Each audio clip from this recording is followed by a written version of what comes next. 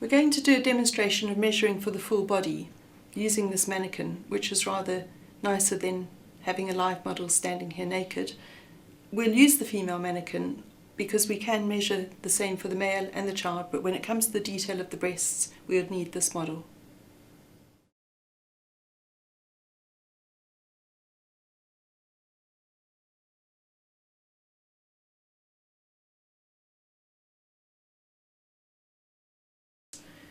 Now, one of the first things I always need to point out is to use a good tape measure, one that doesn't have an extension beyond the first number. And we often use the retractable ones, but of course when you're measuring a patient that you do need to worry about infection control, you would probably be using the paper tape measures that are disposable. But in this instance, I'll show you on a normal tape measure.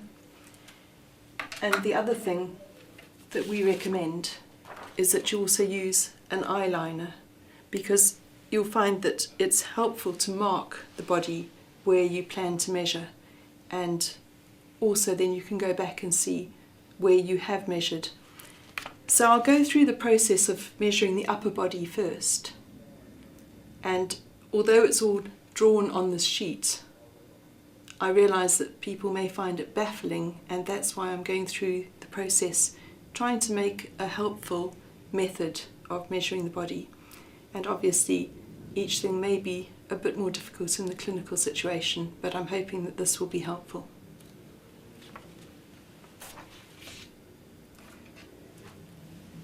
I tend to look at it as measuring all the circumferences of the central torso, and I would start at the neck and then measure each one, leaving a mark. As you see, this mannequin is already marked as we go down. And these measurements will apply to measuring a man, a child, and then we'll come back later to the specifics of measuring a woman's breasts. So while we're just thinking of it in the basic measuring a male or a female or a child, we'll just go through the steps in order. And each measurement that you see on this sheet, although they look like straight lines, they will be circumferential, and then we will need the measurements between them to construct the pattern, which is why if we've left a mark, we can then go back for the distances. So my first measurement is logically the neck. Now, generally it's easier for a patient to stand so that you can get the tape measure around them. There are times when you have to measure them lying down, there are times when you have to measure them sitting down, but people tend to crunch up when they're sitting, and you tend to get different distances. So if possible, and to try and make it as short as possible for a patient to stand, because if they're injured they do find it difficult, but then you're able to get a better measurement. So the first measurement would be around the neck, and generally try and pull, or at least place, the tape measure where you're going to be able to read it easily, so you're not actually dragging the tape measure on the skin. So you place it where you can actually measure. And in this instance, you'll notice I'm measuring the neck at what is probably a higher point than you would expect. You might think I would be measuring it on the collarbone because that is where the vest is actually going to sit, but this is why I'm actually showing you that measuring it on the neck and then the garment being under tension, it actually pulls down into the right position because the garment is elasticated, and what we do is we want to know the minimum that neck could be, and we don't make any reduction on the calculations for the pattern, and therefore it's pulled down. Now you'll notice I also have 3 marks on this elastic, because when I've measured that distance, I don't reduce it, but I divide it by 3. And the reason is, you'll see that one measurement, 1/3, is usually the back of the neck, and the other 2/3 form the neckline from side to side. And I just find that that's the easiest way to explain it. When you're measuring, you're not actually bringing the tape measure right down on the collarbone. Because if you do, we'll end up with a neckline that stretches as the garment is under tension, far too far down. And this mannequin is actually damaged in an area where many children are burned and many patients are injured that require pressure garments, and is actually the hardest place to achieve the pressure, but a high neckline and shoulders is essential to get the contact and the covering across that area. So that's why measuring the neckline high is the first thing I need to mention and discuss and explain. To take the axilla measurement, you ask the patient to raise their arms and you pass the tape measure around the chest, right below the armpits, making sure that the end of the tape measure is where you're going to be able to see it. And then you ask the patient to lower their arms again so that the tape measure shows just where the armpit needs to be. And then while the tape measure is still on the patient, you take the eyeliner and mark just above the center of the tape measure, right below the center of the neckline. And then you also measure either side below the side of the neckline.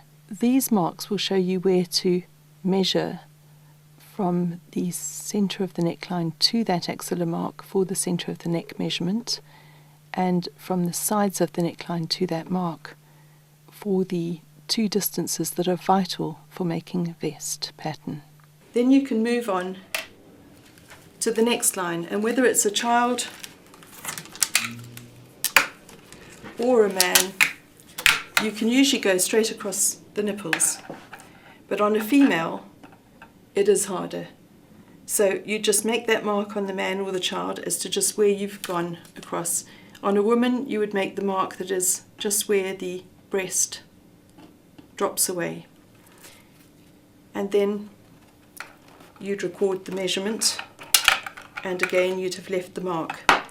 The next line, which is under a woman's breast, or on a man under his breast, if you can see a breast, across the rib cage, you once again would make a mark and record the measurement on the paper. And then you'd probably have to decide just how far you were going with this garment, how far you needed to go, and you might mark your datum point. It's much harder, of course, on this mannequin, but you notice that that datum point is easy enough. It's the natural waistline, and it is the one just above the navel, which you'll probably look at quite carefully on this piece of paper. And if you mark that position and record the measurement, you can then decide how many divisions you want between there and there. And in this case, we have 2 divisions, and so I would halve that measurement, which at the moment is 16, and so I would decide it was 8. Now on a child it wouldn't be 16, it would probably be 10, and then you'd have 5 and 5, and then I would measure, as you imagine, without knocking the model over, on that measurement. Now that would be, if I am beyond the scar adequately, that would be a good place to stop, because it is the natural waistline, and it would grip, in this case with the woman's waist being significantly less than elsewhere, it would grip. Whereas if we needed to go further, we would have to travel further down and once again decide where it ended, make the marks and measure on those marks. But once you're going further out, you're going to flare for the hips, and you may well have the garment lifting, although of course that's when we put a silicone elastic on to grip. But in each case, once you've done the circumferential measurement, starting logically at the neck and working down, you then go back and do the distances between each of those horizontal lines. At this stage you may be able to say to the patient they could sit down, because then you would start working on the arms. And with the arms, as is shown on the measuring form, you would take a diagonal, which would be the line of the raglan of the sleeve, and you take the tape measure diagonally, being aware that pulling a tape measure in someone's armpit can be uncomfortable.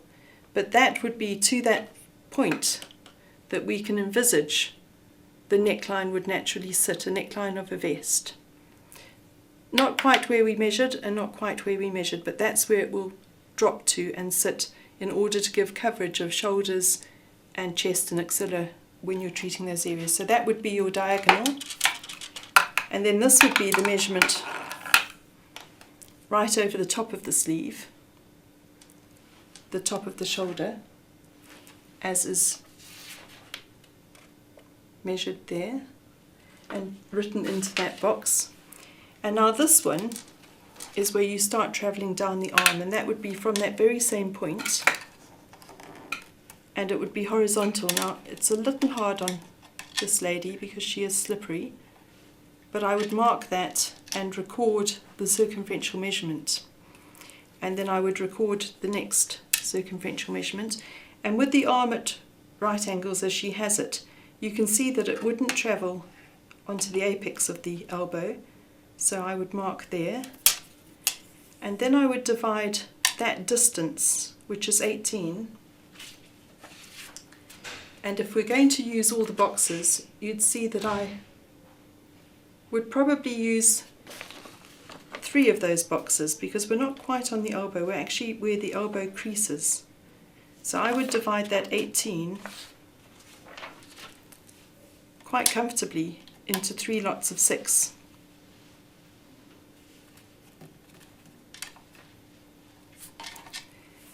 And then, having recorded the total distance on there, well, actually I'm going to record 6, 6, 6 because we haven't actually got the total distance.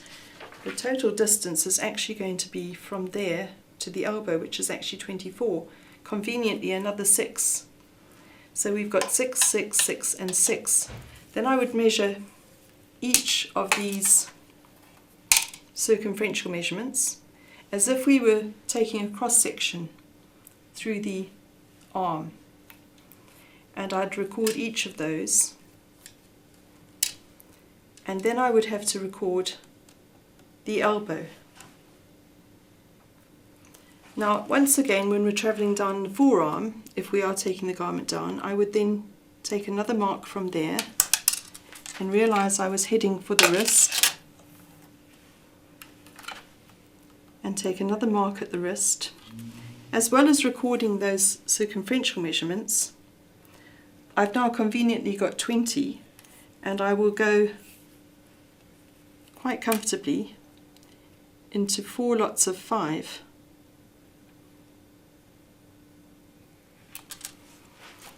And then whichever direction we're now heading, if I keep heading down the arm, I would measure each of those, as you can see, and I would record that I had got 5, 5, 5, 5, and then of course I've got this distance, which conveniently is another 5.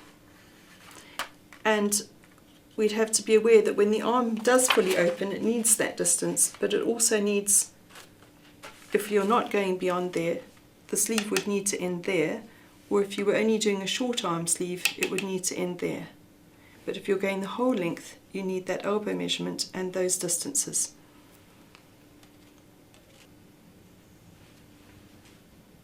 It needs to be pointed out that although we may be finishing the garment at the wrist, which measures 14, we do need to get the hand through that sleeve all the way down, and it's usually important for the pattern maker to know the width of the hand. Now it would be the hand including the thumb,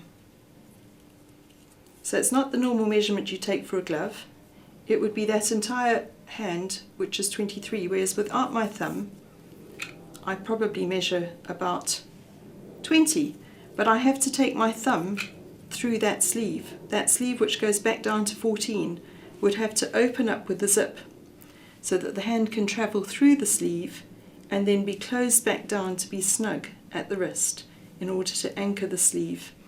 so it doesn't slide around and gives tension to whatever area of the injury you're treating.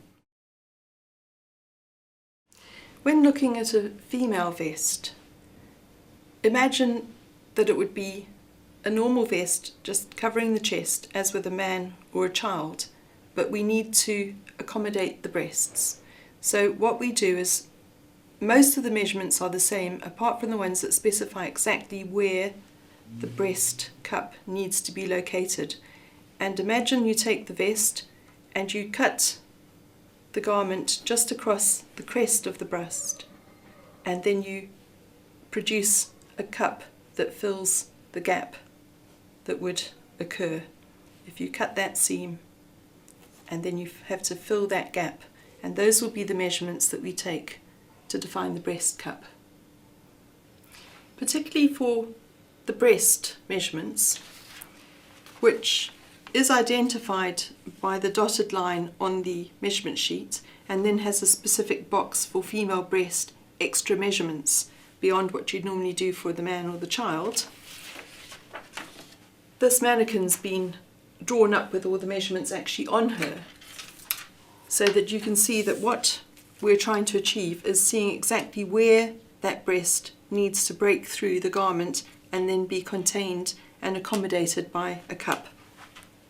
So having defined exactly where the neckline and the axilla are, we then need to look for where the breast actually breaks away. That's where the flesh starts protruding away from the rib cage, and that would be a significant point. So you may have measured from the collarbone to the axilla line, and then that one would generally be where you'd measured across the nipples, but it's hard to say across the nipples because some breasts, because the patient is naked, will have sagged or distended with size, weight or age. But it's this particular mark here that is significant as the breast breaks away. And then to get the next measurement, which is under the breast, you actually need to ask the patient to cup their breasts and actually lift them with both their hands so that you can find the place where the skin comes away from the chest, and that's where you make your next measurement, right under the breast. And then you need to make that mark, and that's the mark that once again you measure between that one and that one. Those two are vital because they will define just where that cup is going to be inserted. And then you need to have this measurement, which goes again from that edge of the neckline on the top of the shoulder to the breast. Now, the breast cupped, not the breast left down, the breast cupped, but not uncomfortably cupped, not brought right up unnaturally, just cupped so that you could see the crest of the breast. It may be a nipple, it may not actually be a nipple, but the fullness of the breast, and that's that measurement there. And you could do it on both sides because they may not be the same. So those measurements are important, and then the next measurement would be while the patient is cupping. It's a little bit awkward, but try and see the fullness of the breast, because some breasts will be very full and others will be quite simple to measure, and that's called the rise from the rib up and around the fullness of the breast to that area that you identified as the crest of the breast. And then of course you'd want to get the distance between those areas. So having the patient still cupping the breast, you'd get an idea of what the distance is. And the reason, as seen on the vest, is that is where on a normal flat vest with all the other measurements having calculated the vest size and shape, you then have to cut away and insert the cup. And that is what's going to be needed to get the breast in the correct place. It is very awkward to have a vest and you'll find that the cups are down here or up there. You need to be sure and very aware of the fact that they're always a good distance down from the armpit. They can't be very high up and they can't be very low down. They do occur apparently between the third and fifth rib.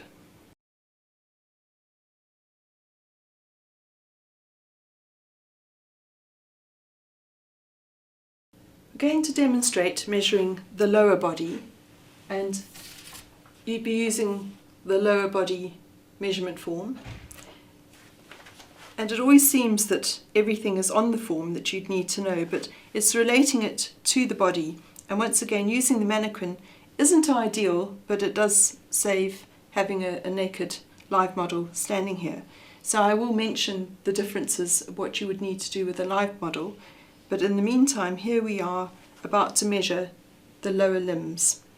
This measurement form can be for shorts, full trousers, parts of a leg tube.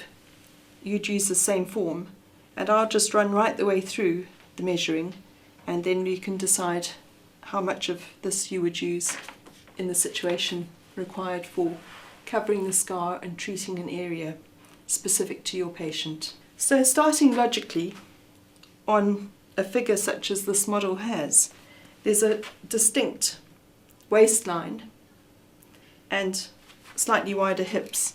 To anchor a garment, it's nice to have a garment actually into a smaller measurement like the waistline, and we'll measure down as if we were measuring for this particular body. But of course there will be many difficulties with the lower limb in that you're dealing with gravity and you're dealing with friction. When someone moves a knee, it wants to drag. And if a person is injured just on the thigh and you're using a thigh tube, you do have the widest measurement at the top and very prone to wanting to drop off. So you do have to get very good measurements and precise, and you do have to get a good strong sticky silicone elastic to hold a leg tube up. A lower leg tube likewise is often on the wider point, and even socks and so forth. They usually work better if they're anchored on the smaller measurement, but sometimes you do have to anchor them further up. So those considerations need to be made, but in the meantime we'll start with measuring the waistline as our first date, and I'm not able to get around her waistline, so just saying that you take the measurement, and once again, as we've said before, you'd be best marking where you've measured.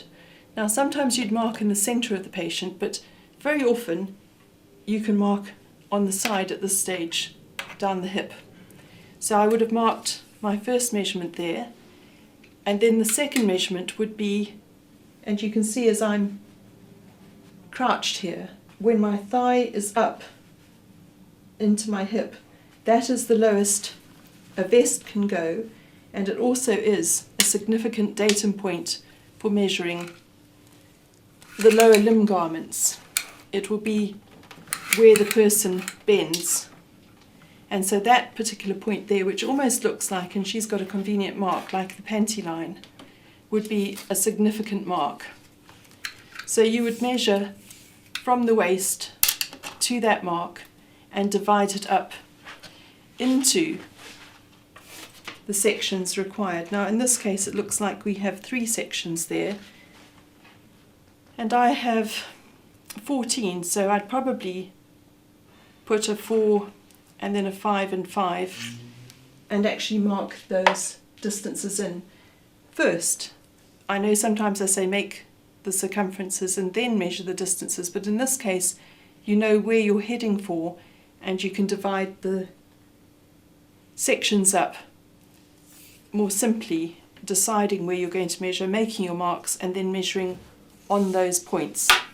So in that case I'm coming across the pelvis there, and I'm going across the tummy here. Now this is often a bit tricky to get the tape measure straight, particularly in this case, because you've got the buttocks wanting to slide it in. So looking from the side like this, you can see when you've got it horizontal to the ground. And having made those measurements and written them in, we're now going down the separate individual leg. The first measurement going down the thigh will be to that hip joint that we've already marked, and that would be written in on the diagonal mark. And that particular mark there will then also be noted against the first horizontal measurement, which is as high into the groin as you can go. That first horizontal measurement you'd need to check that distance onto the paper, and then you can start going down as far as you want to go. Now, if you're doing just the thigh and wanting to stop above the knee, you make your mark, and then it's usually best to divide that mark up. At the moment I seem to have 32 centimetres. Once again, always measuring in centimetres. I divide that into the 4 sections that we have on the paper, would be 8, 8, 8, and I can happily start measuring each one circumferentially and trying to keep the tape measure horizontal, looking at it as we go from the side. It's a lot easier than when you're on the full torso to go down the leg and looking at each cross section and recording those measurements into the appropriate boxes, going down the thigh. Now at this point you'll notice I've marked it on the front of the thigh because that starts to be the straighter edge rather than the curve of a thigh or the curve of a calf.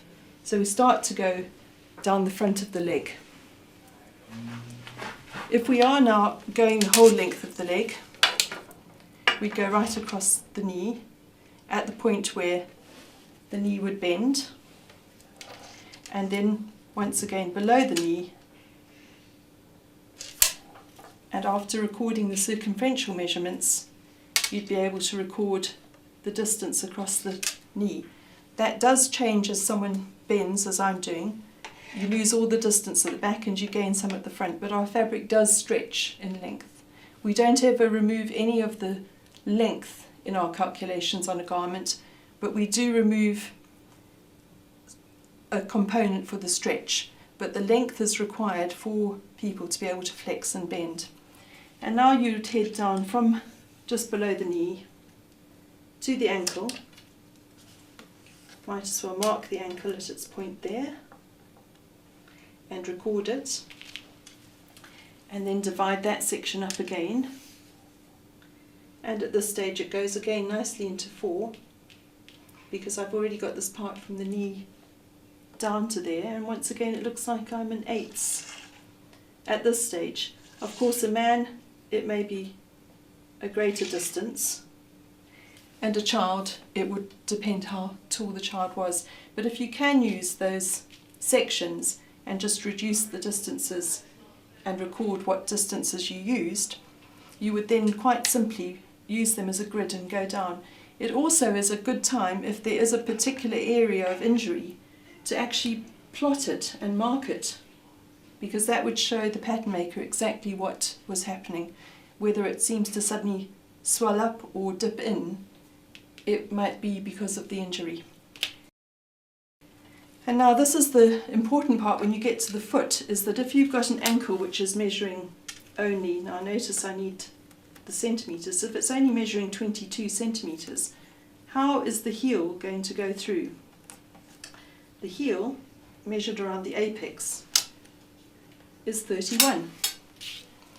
And so that heel will have to go and could pass through about to there. That means a zip would need to go up to that level at least to open up the garment to let the heel through, and then you'd see what the patient requires as far as a zip's concerned.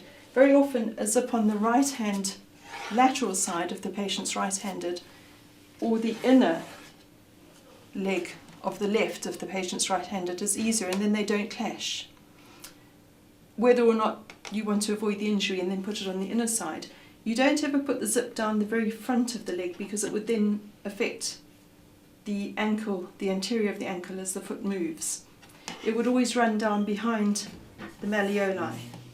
So the zips would run down that inner surface there and open the leg, the leg tube up to the height where the ankle can go through, which is why you need to record the size of the heel to go through that narrow ankle measurement, even if you're only stopping the garment here. So you may indicate that you're stopping the garment there, but that you've given the heel measurement in order to indicate the size of zip required.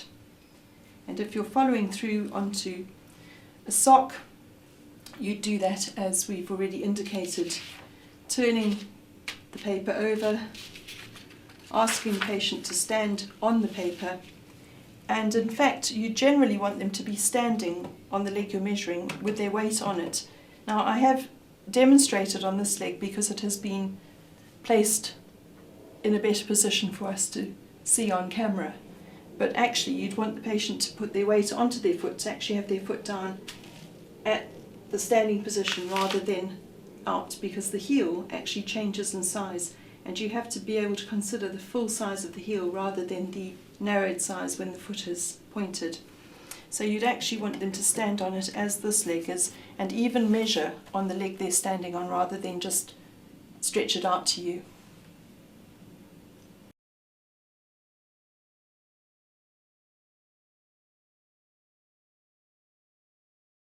To measure the foot, you use the measurement form and turn it over so that you have the patient standing on the plain side, and trace the foot using a pencil or a pen in a vertical position. Try and go between the big toe and the second toe in case we need to have a separated toe gusset. Now, have the patient remain standing as you take the measurements so that you can write the measurements exactly where they're taken. Now that's the heel measured from the apex of the heel to the anterior of the ankle arch. This is the ankle being measured in exactly the same place on the anterior of the arch. And now you'd measure the arch on the very same place that you measured the heel and the ankle, from the same point, and marking it on the paper as to exactly where it was measured. Move the tape measure along and measure the metatarsal flange, otherwise the ball of the foot it would be called. And that's at a slight angle, so it's marked again. And now we measure the big toe so that we can give adequate allowance to have a separated toe with a gusset. It gives a much better contact at the dorsum of the foot. This shows that measuring the ankle and putting a mark on the malleoli, the distance from that measurement to the floor is noted on the measurement form, and that is the distance up to the ankle measurement.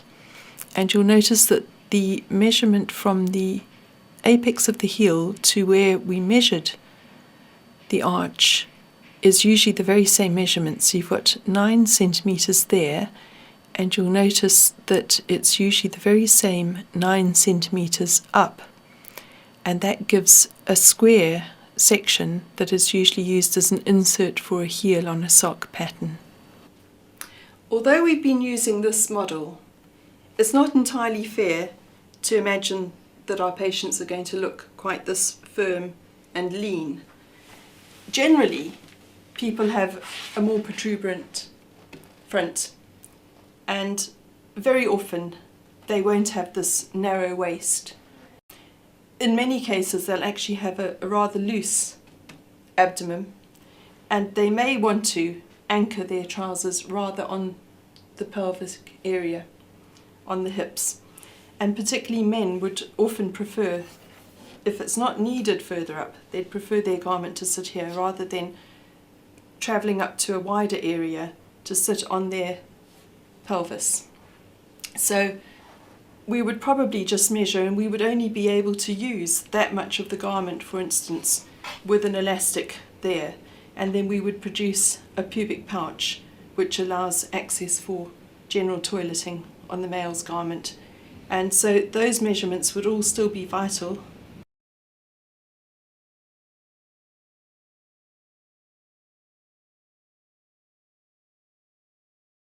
Having recorded those measurements on the form, another very important measurement is the crutch measurement. And you'll see that you will need to pass the tape measure between the patient's legs. So ask them to stand with legs slightly apart, and starting at the point on the front where you'd like the garment to end, whether it be the waist or further down on the pelvis, pass the tape measure from that point. You can get their hands to mark it if you like, and put a mark possibly with the eyeliner, and pass the tape measure from that front measurement to the back measurement, and record the entire measurement, but also try to allocate the distance to the front and the back of that crutch. It's a vital measurement to get the proper fit in a pair of trousers or shorts.